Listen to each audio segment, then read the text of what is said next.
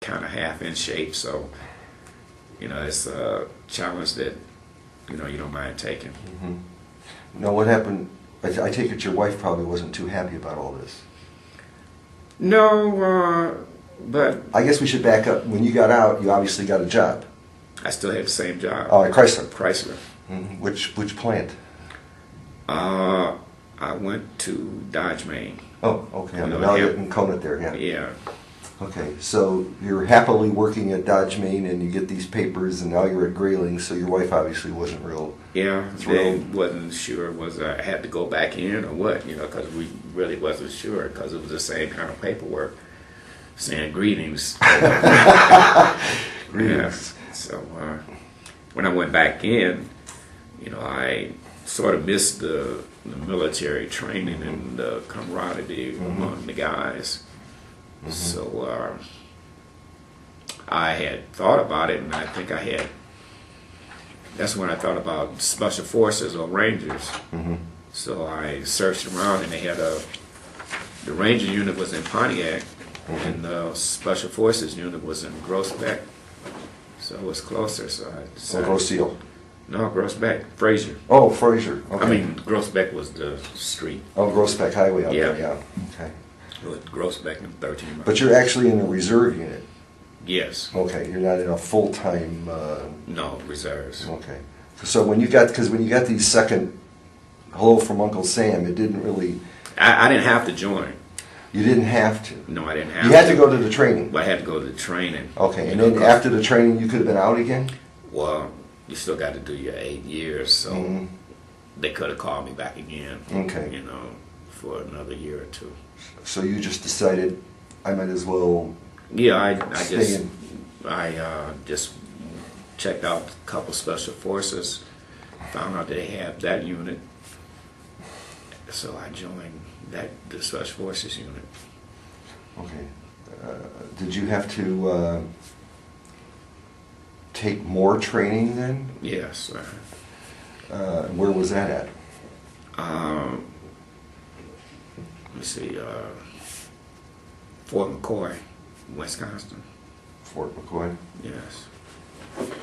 Did you get to stay home a little leave time before? Oh, yeah. Well, see, I didn't really start the training for the Special Forces. See, I joined the unit and got in and, went on a few jumps and learned what Special Forces was about. And then you have to go through Special Forces training, just automatically become a Special Forces. You have to go through their training program. And this was up at Fort McCoy. Fort McCoy, and let me see, we went down to what was Arkansas. What was Fort McCoy like? I mean, what was this? How was that Special Forces training? Was it rougher, a little rougher than you thought, easier than you thought? Was it? Well, it was a little more intense.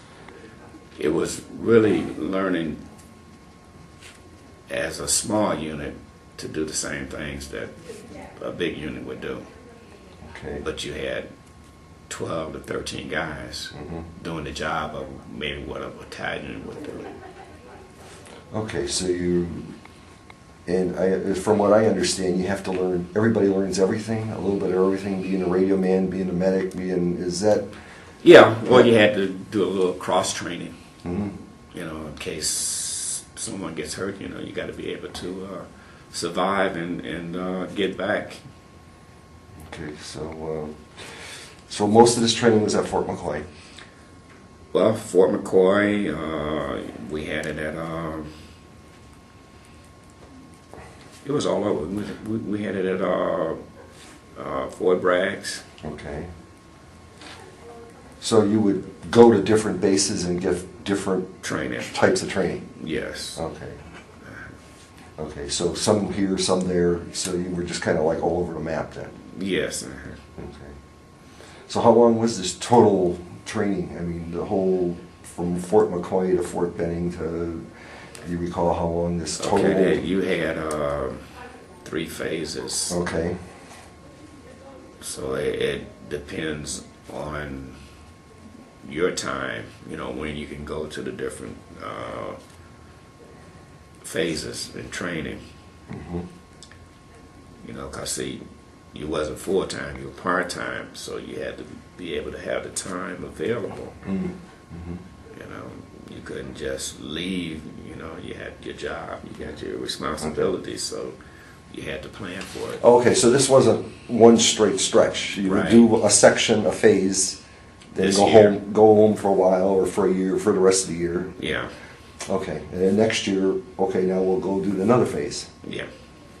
Okay, so this took a couple of years then for you to get through Yes, the actual the training. whole complete. Yeah, to complete the Special Forces training to become Special Forces qualified. Mhm. You know, you had to complete all of the All of it. phases. It's just you weren't doing it all at once. You were splitting it up. Yeah, you had to take correspondence courses also. And then you have to actually go down to annual training Mhm. to perform what you had learned. Mhm. So it took at least 3 years. So you actually got your Green Beret Yes, in this would be what then, maybe 75, 76? probably around that time. Yeah. So is this like a ceremony? I mean, is it a nice ceremony? Yeah, you graduate. You know. Okay. So you're in the reserves. Yes. You're in the reserves, and now you're a Green Beret. Right. And so now I take it you got to come back home again. Yes. Yeah.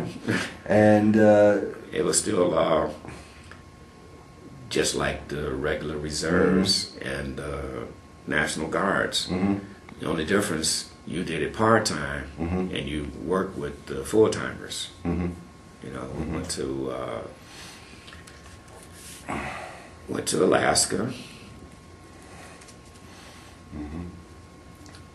Japan, Korea, and Puerto Rico.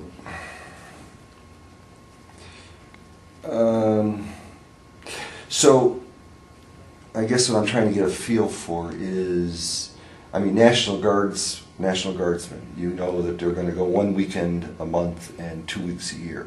Yes. Is that basically the same kind of schedule you were on, or was it Well, more? You know, you did 2 to 3 days a month, Okay. and then the training. It depends on where you were going. Mhm. It could be 2 weeks to 30 days. Okay, so you were doing more things than, say, National Guards people were doing. Yes. Yeah, because National Guardsmen, they would just go up to Grayling for 2 weeks, or maybe somewhere yeah, else. we but would always go somewhere different. somewhere different. You weren't staying here, No. and it was longer. It was more than 2 weeks. You might go for a month. You said, right? Yeah. Depending on where you were going. Where you were going, yeah. So I take it